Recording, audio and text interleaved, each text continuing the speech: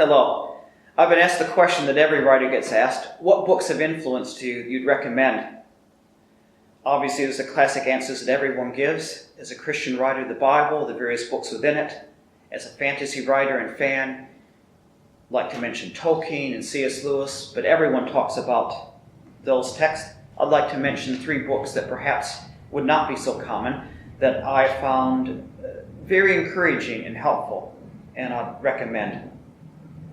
The first is by a Spanish writer, Carlos Ruiz Zofin, called The Shadow of the Wind.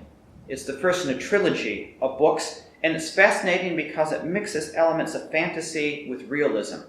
So it's not like everyday fantasy like we would have in more the English language tradition. And it goes in unexpected places. It's not predictable. The beauty, the quality of writing, the way he sets scenes, it's interesting to read something that was originally in a different language, a different way of thinking. It helped me to reconceptualize the kind of things that could be done with fantasy, the kind of settings that could exist. And of course, in the book, books themselves and libraries are very important. So for a lover of books, a great read. Look it up if you get a chance.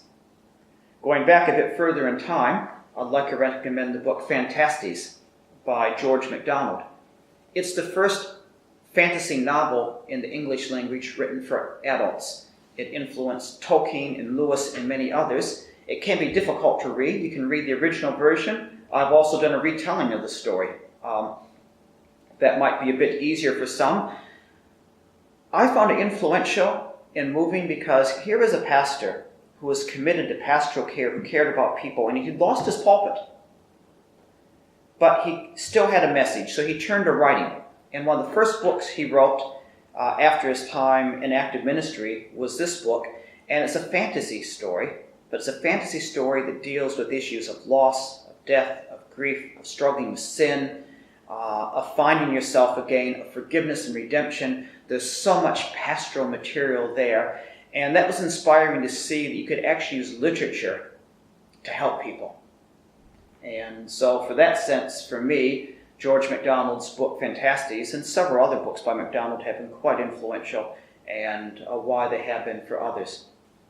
And for my third, and I was asked if I could provide 3, I'd like to recommend another book in foreign language, and that is Hans Beeman's The Stone and the Flute, the Stein und die Flute, and I've read it in German and English.